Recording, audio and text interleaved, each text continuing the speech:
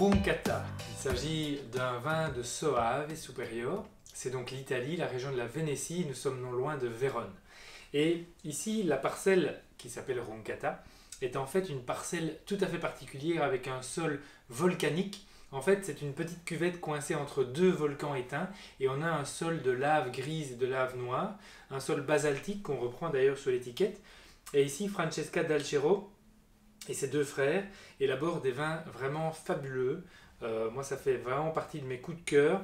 Donc sur ce terroir est donc issu du cépage Garganega, qui est le grand cépage de l'appellation Soave. Alors, si on le déguste ensemble, tout d'abord, on voit une robe très pâle, avec des reflets un petit peu verdâtres. Donc ça nous indique une certaine jeunesse. Et le Garganega est un cépage qui donne toujours des vins, en général, assez pâles au niveau de la couleur. Au nez, c'est formidable parce qu'on a une complexité et une harmonie, un vin qui est vraiment très intéressant avec à la fois des nuances de fruits frais typiques du Garganega, donc ça rappelle un peu le Sauvignon dans un sens, donc avec des nuances un peu citronnées, un petit peu pamplemousse, une petite touche d'ananas.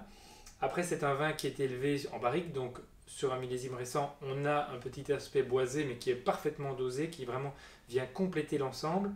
Et puis surtout, on a une trame minérale, avec ce côté un petit peu fumé, un petit peu assez puissant des vins issus de terroirs volcaniques. Et quand on le travaille, ça ouvre sur encore d'autres arômes fruités. Donc c'est vraiment très intéressant. Des touches un peu florales et un petit peu végétales aussi. Donc ça rappellerait un peu un profil de grand Pessac léognan avec une minéralité supplémentaire. Donc c'est vraiment un nez très riche et très complexe. En bouche,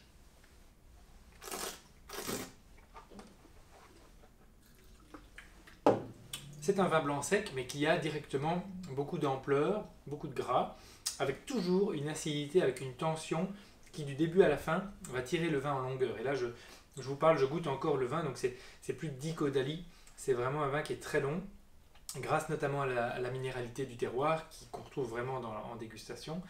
D'abord, ça commence par un fruité très gourmand, le boisé prend un petit peu d'ampleur, il amène de l'onctuosité, et on finit vraiment sur la minéralité et le côté un petit peu aigrelet des agrumes. Donc c'est un magnifique vin de gastronomie.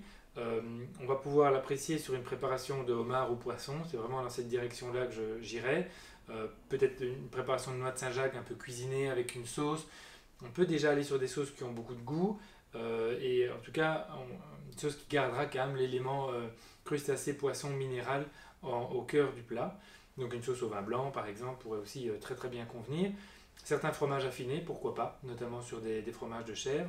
Et c'est un vin qui pourrait aussi se conserver une dizaine d'années sans aucun problème.